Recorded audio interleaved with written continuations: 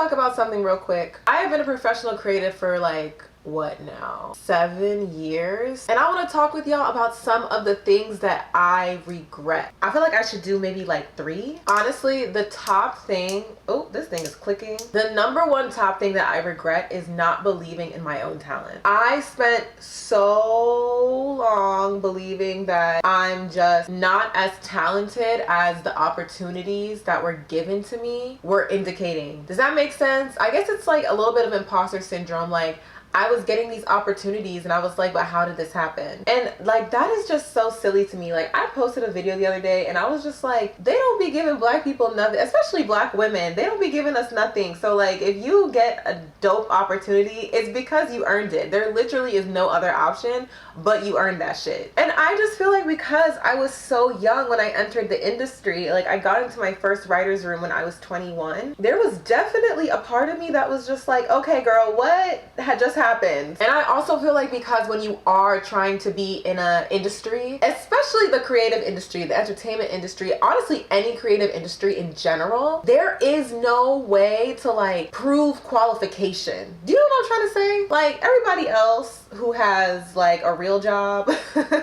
everyone else who has a real job, like, you go to school, you get this degree, and the degree means, hey, I'm qualified to be doing this job, right?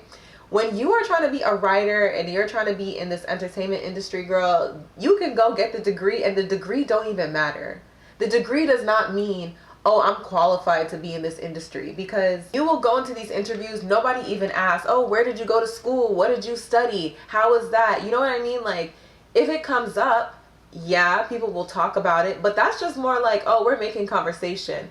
No one is in their head like, oh, you went to USC, that means that you're more qualified than this person who didn't go to USC. None of it matters. And art in general, girl, it is so subjective. Like, I don't care if you are a painter, if you are a musician, if you are, you know, a writer, if you're in film and TV like me, it is so subjective, and that's how come there's really no way to prove like you're qualified. The only way that we can prove ourselves is through our art, right?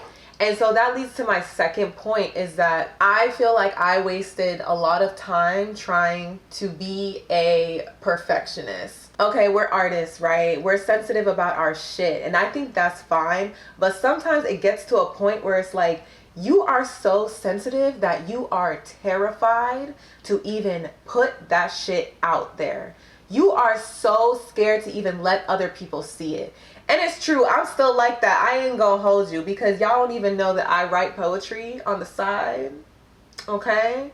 And I don't know if you're gonna catch me reading it to you on here, okay? Because I'm sensitive about my shit and I'm scared about what y'all gonna say about me. But see, that's just another example of you're just afraid to show people, but really the only way that you can get to where you want to go is if you put yourself out there. Like, if you do not write the script, if you do not attend the event, if you do not network, you don't apply to the fellowship, you don't, you know what I mean? It's like nothing is ever going to happen. And so you have to be this like bold person who just chooses to put themselves out there. And honestly, confidence is a choice, okay? You have to choose to be confident, because even if you're not feeling confident about something, you can still choose to behave confidently and put your script out there, or show someone that photo that you took, or that drawing that you did. Otherwise, it's just gonna sit in your phone, or it's just gonna sit on your laptop. I would say that's one of my other regrets, is like second guessing myself and feeling like, oh, this is not ready to be seen,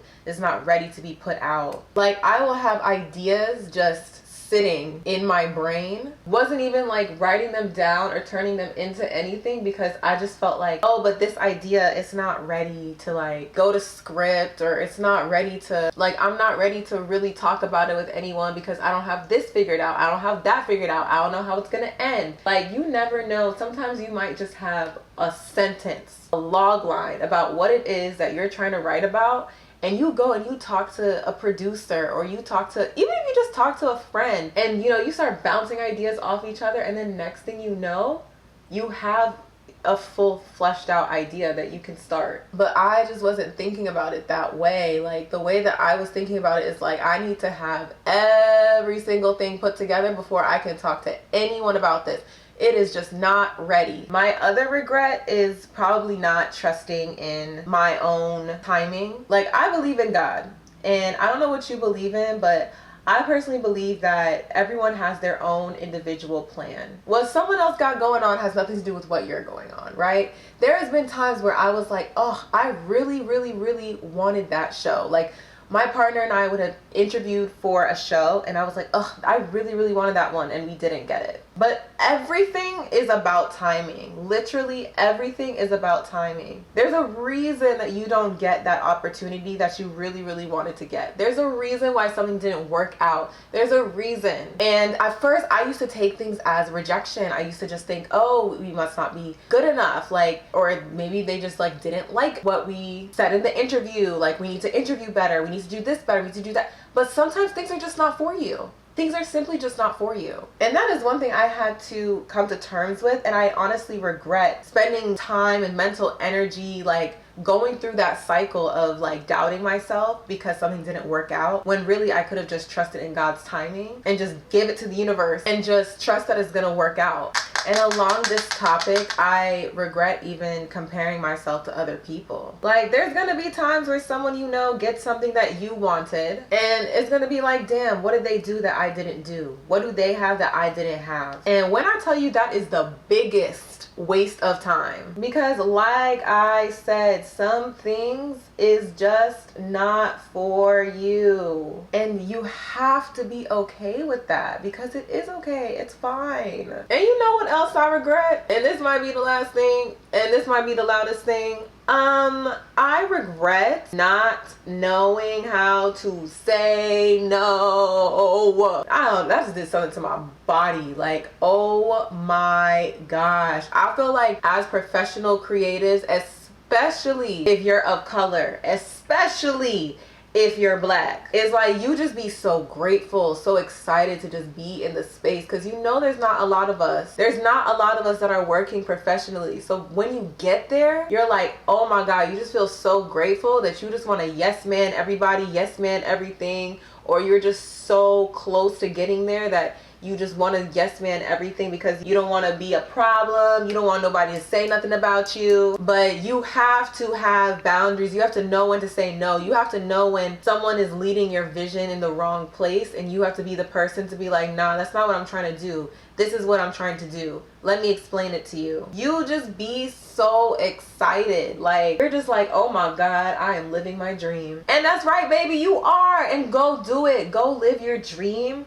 And it's okay to be excited, but you also have to remember the only person that can advocate for you is you. So don't let people just start walking all over you just because you're in the space that you want to be in and you don't want to mess it up, and you know, you having all these thoughts about, oh my God, if I do this, then they gonna say that, and that means that I'm never gonna work again. It's not true. It's just not true. It doesn't make sense. Sorry, y'all. I have a little bit of blush blindness. I just feel like it's so pretty every time I put on a little blush, and I don't know. But yeah, if I had to sum up this video, I really feel like I would just say, oh my God, this is so pretty. So yeah, if I had to sum up this video, I would just say, know you're the shit.